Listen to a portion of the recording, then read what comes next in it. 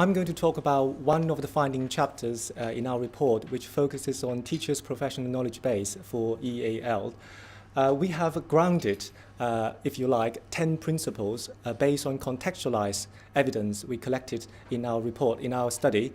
And I think the main purpose is to basically to provide a professional knowledge base for EAL. And we have 10 grounded principles, and we argue that these 10 principles constitute a teacher's professional knowledge base for EAL. We have mentioned on many occasions that we are not intending to reinvent the wheel. We actually want to achieve two specific purposes. The first purpose is many colleagues here are probably in a better position than we do to make this point. That is, the government school policy has enormous impact on EAL. And as a result of that, the professional base in England is severely eroded and in danger. We thought it would be a good idea to visibilize the professional discourse of good practice and help raise the profile of EAL in general. And secondly, these 10 principles provide us a conceptual tool to allow us and to enable us to engage in discussion and conversation with colleagues in many other disciplines, for example, in modern foreign language education, community language education, and in TESOL, for example, and even in literacy education. We believe that there might be a common core in a teacher's professional knowledge base. And of course, there are features which are specific to different disciplines. However, we believe that there might be a common core in teachers' professional knowledge base. What I'm going to do now is to very quickly go through the 10 principles, and then I'm going to zoom in a couple of them, and finally to put these principles in a slightly more theoretical perspective. So I'm going to just read through very quickly the 10 principles. And each of these principles might not be unfamiliar to you, but together they provide a very comprehensive picture of what works in a classroom, which we believe might be able to provide guidance for teacher training, curriculum development, and material development. These principles are grounded based on collective evidence. Principle 1, making professional judgment based on professional expertise. Principle 2, using bilingual resources and strategies for specific teaching purposes. Principle 3, employing multimodal aids to reduce the language demands in learning.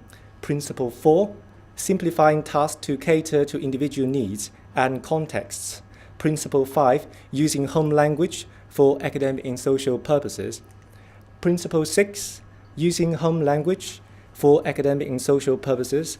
Principle 6, making cultural and contextual reference to create resonance and rapport. Principle 7, combining mainstreaming with individual focused support.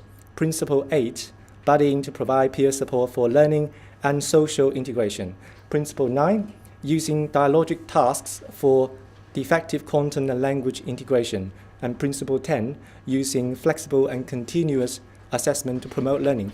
One of the most striking findings in this chapter is perhaps the first principle, making professional judgment based on professional expertise. A lot of the teachers express a strong desire to have professional autonomy to do the work, because they believe that there should be some flexibility in the system to allow them to make professional judgment in terms of the actions they should take based on individual needs. So this is probably one of the most striking findings in this particular chapter.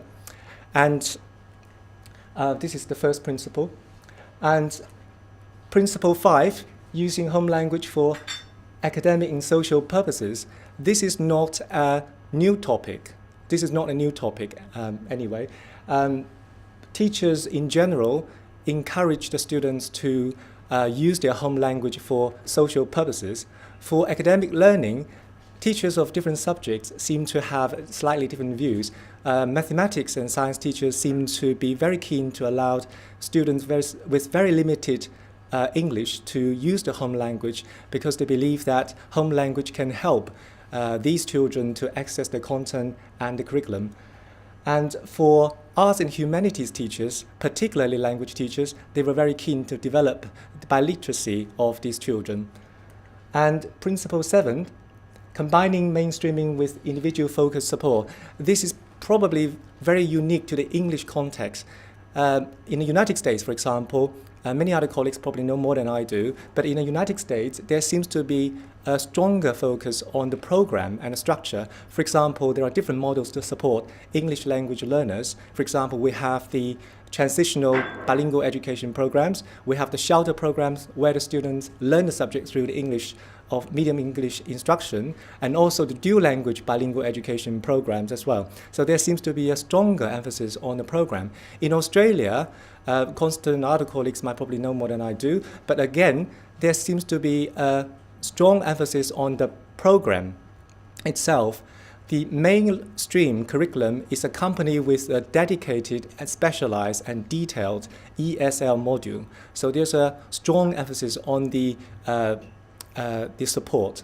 However, in the English context, there seems to be a stronger emphasis on the individual. So in other words, children are mainstream right from the very beginning, depending on the context, of course, and the needs of the child are monitored very closely, and support is provided along the way. So that seems to be very unique to the English context. To put these principles in a slightly theoretical perspective, we argue that the overriding principle is what we call child-centered differentiated education for all. There are different dimensions to this principle. The first dimension is a learner is a learner. Many teachers were very reluctant to label individual students because every child is different, but every child matters. And that's the reason why we need to use different strategies to work with different children. And the whole approach is what we call a systemic response approach. What this means is that a child is located in the center, and the needs of that child triggers the whole system. And the EAL coordinator usually plays a very important role to orchestrate all the resources available in the system to work up a package targeting at a particular child until the package works for that child. So this is what we call the systemic response approach. And finally, teacher professionalism. I mentioned before, a lot of the teachers expressed a strong desire for professional autonomy, and we were very impressed and deeply moved, actually, by the strong professionalism and the commitment and the willingness to work with the EAL children. So I think I will probably stop there.